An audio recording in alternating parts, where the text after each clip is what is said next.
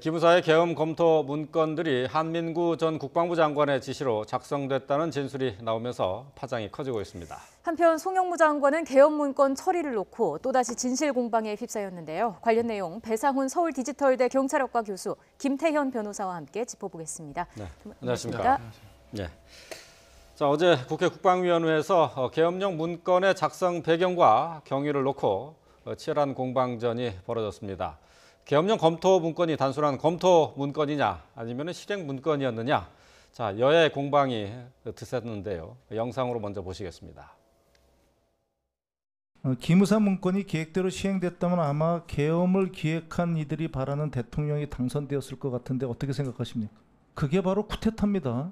그러니까 40년 전에 계엄령이 처음 선포됐고 그 이후에는 선포된 적이 없기 때문에 우리 군에는 어느 누구도 이 계엄령 관련해 가지고 실제 계획을 하고 시행을 해본 사람이 없습니다.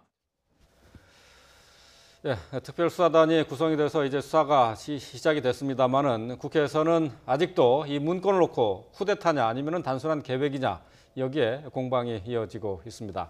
지금까지 공개된 문건 내용을 놓고 봤을 때 이게 단순한 검토 문건이냐 실행 의지가 있는 문건이냐 이것을 좀 명확하게 가르기는 아직까지는 좀 쉽지 않은 상황이라고 볼 수 있겠죠. 예, 아무래도 뭐 법적인 검토, 8쪽짜리의 법적인 검토, 그러니까 뭐 전체 흐름에 대한 얘기냐, 아니면은 나오는 대로 이제 계엄 포고문까지 나와 있는 수준이라고 하면은 바로 명령만 내리면 포고문이 바로 나가는. 예. 그렇게 되면 실제로 실행 가능 수준이라고 판단할 수가 있는 건데 네.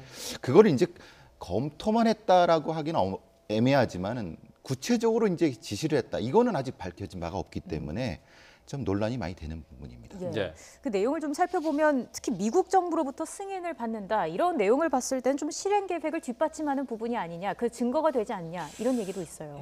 뭐 두 가지 의견을 다 상존하는 거죠. 그러니까 말씀하신 뭐 미국 정부한테 그 승인을 받는 그런 부분들, 그 다음에 국회가 계엄 해제 요구를 할 걸 대비해가지고 의원들 성향을 분석하고 자유한국당 의원들의 협조를 구하고 당시 이제 여당이겠죠. 아마 네. 반대하는 그 진보 진영 의원들에 대해서 뭐 현행범 첩보하는 그런 내용까지 담겨 있어 국회를 무력화하는 내용, 뭐 언론 통제 내용 굉장히 자세하게 들어있기 때문에 그런 측면만 보면 실행 계획이라고 볼 여지가 없는 건 아니에요. 근데 네. 다만 이런 부분도 반대되는 거는 어떤 면이냐면 이게 사실은 쿠데타 정말 실행 계획이라고 어마무시한 겁니다.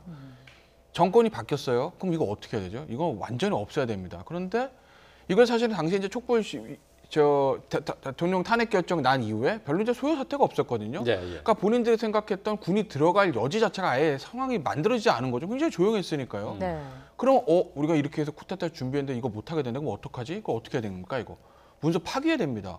근데 이거를 USB에 담아가지고 가지고 있다가 정권 바뀐 다음에도 그 다음 장관, 그 다음 사령관한테까지 계속 넘어온 걸 보면 이거 만약에 본인들이 이거 정말 야 이거 한번 뒤집어 엎자 이렇게 했다고 하면 그렇게까지 허술하게 보완했을까? 완전히 다 진짜 디가우징이라든지 뭔가 해가지고 없애지 않았을까라는 상황을 또 생각을 해보면 이게 실행 계획이 아니라 그냥 좀 자세하게 만든 어떤 그 검토 문건이 아닌가라고 볼 여지가 없는 건 아닌데 네. 중요한 건 거기 보면은 67쪽 세부 계획에 보면 이제 일선 부대들이 있어요. 뭐 장갑차 몇 대, 뭐 탱크 몇 대.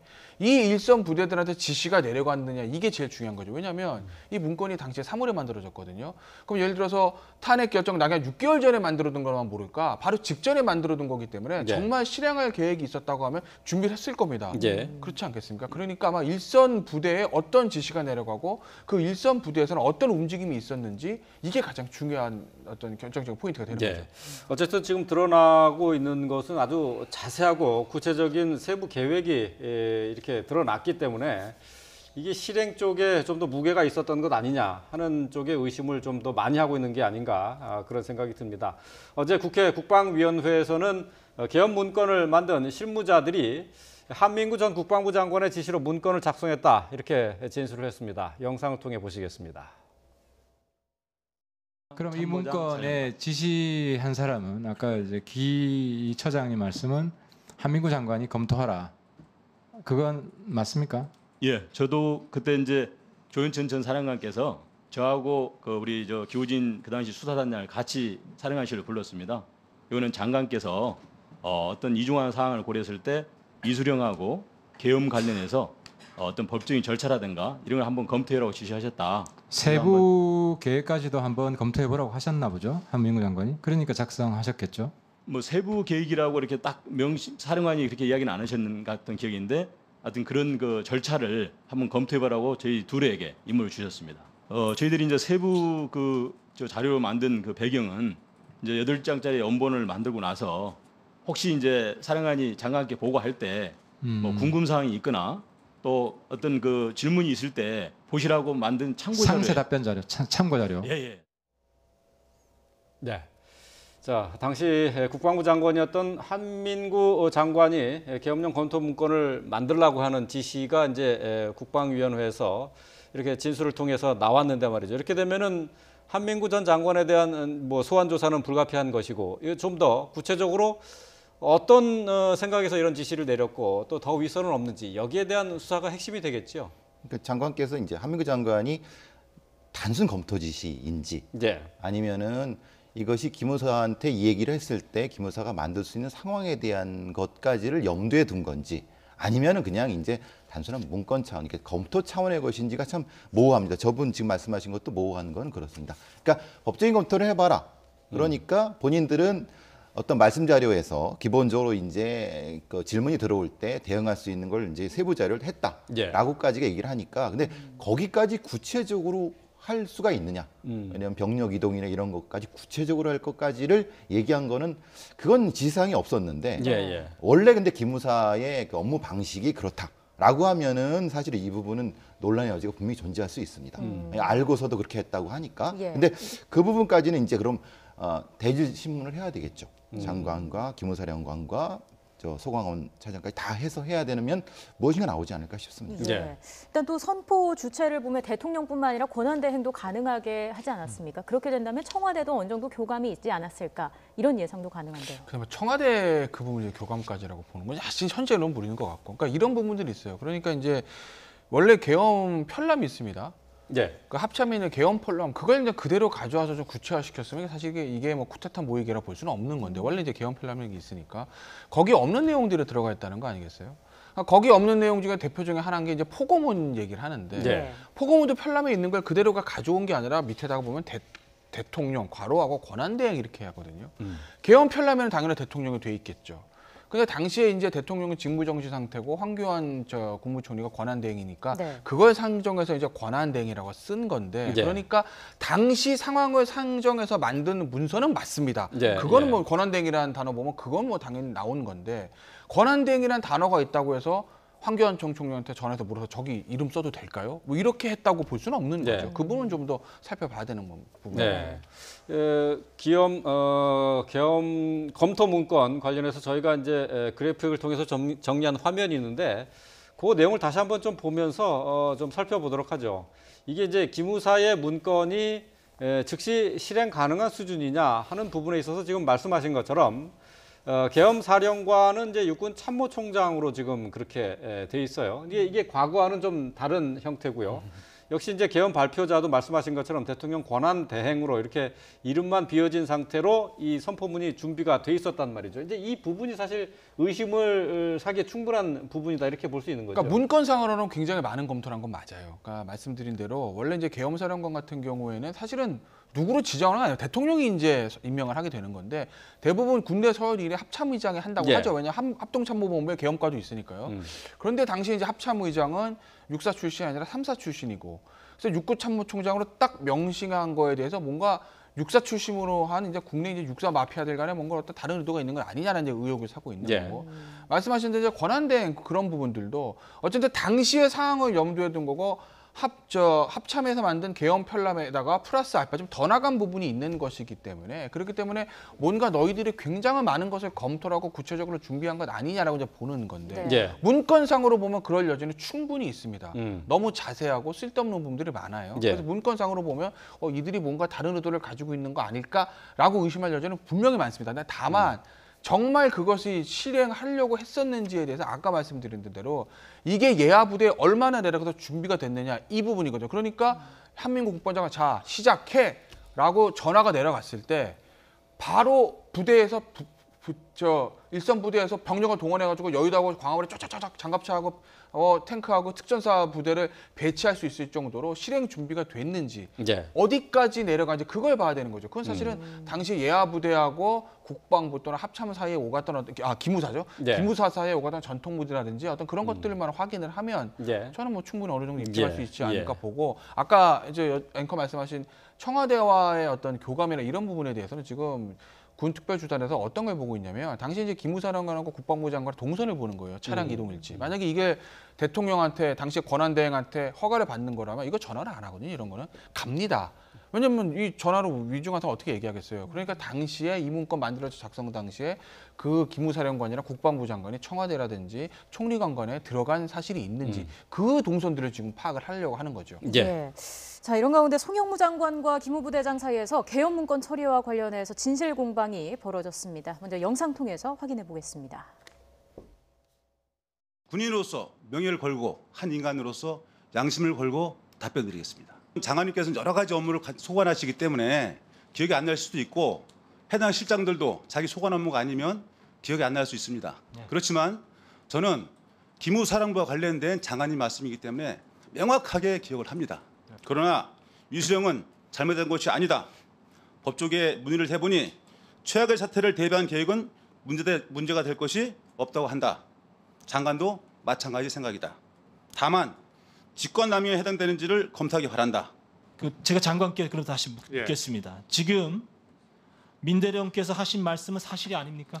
완벽한 거짓말입니다. 저는 대한민국 대령이 장관 앞에서 국회의원 앞에서 없는 말을 만들어서 이렇게 와서 보고할 대령 없다고 생각합니다. 존경하는 황영철 의원님, 대한민국의 대장까지 마치고 장관하고 있는 사람이 거짓말하겠습니까? 그러면은 그건 아닙니다.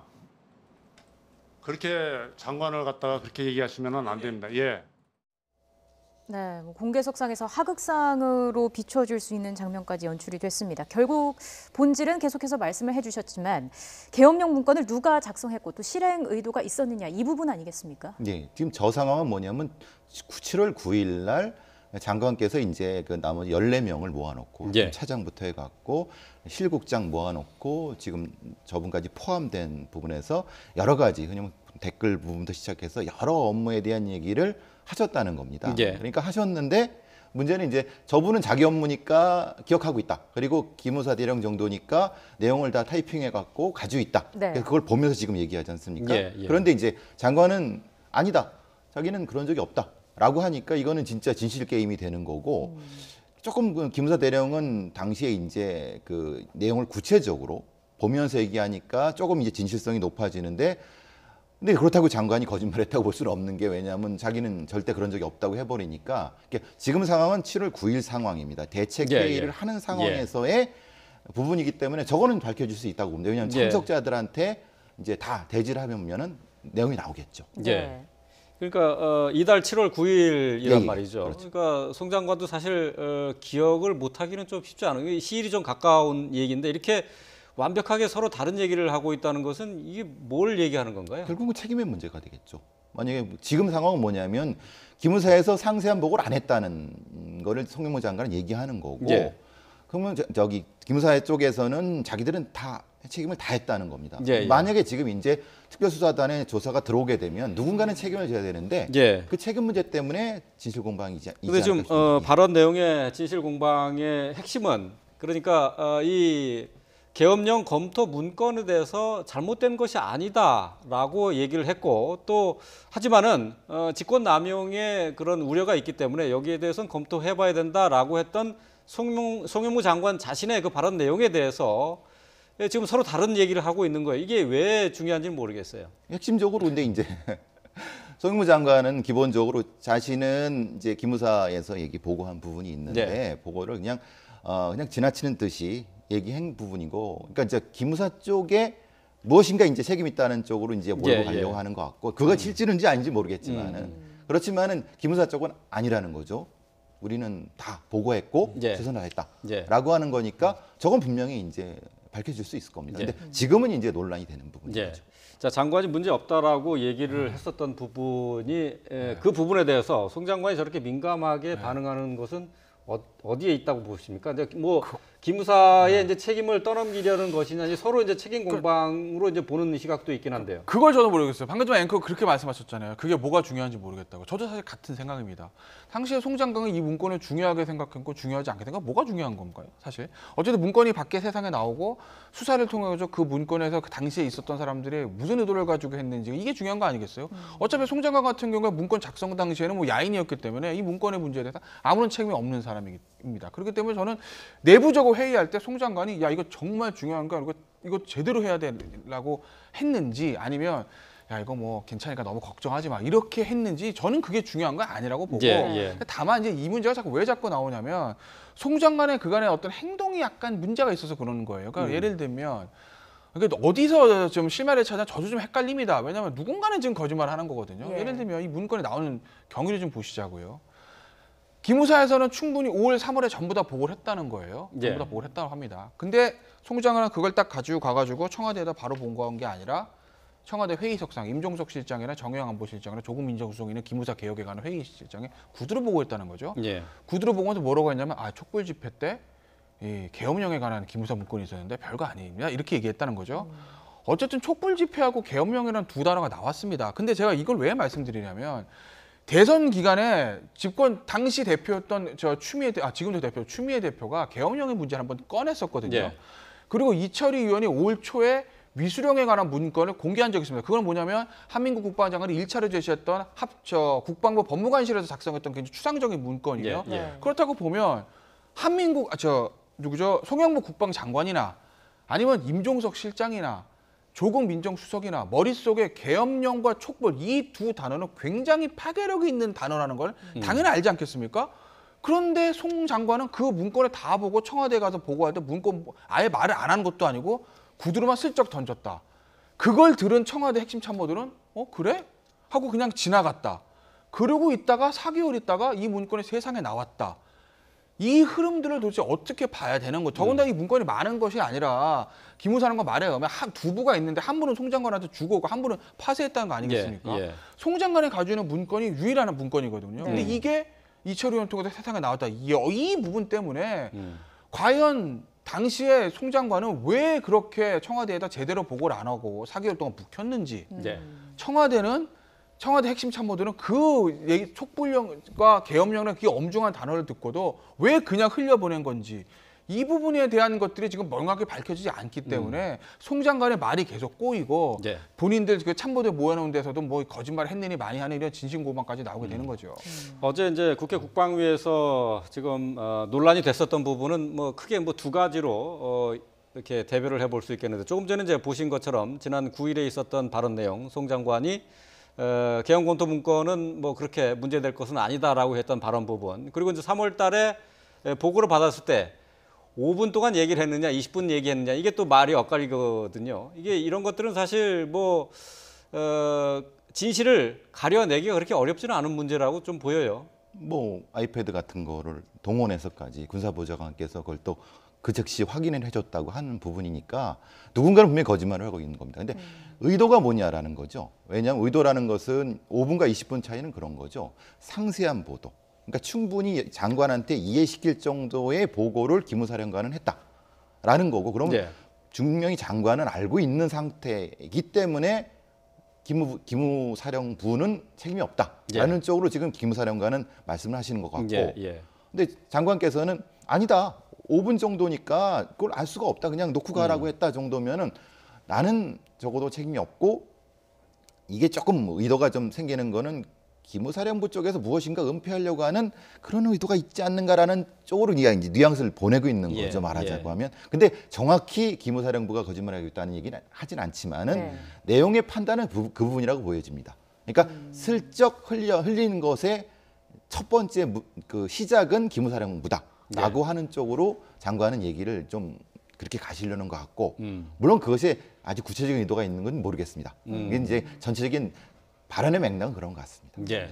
결국 누군가는 거짓말을 하고 있는 것일 것이다, 이렇게 두 분께서 말씀을 해주셨는데, 결국 이런 부분에 대해서 조사가 불가피할 것 같아요.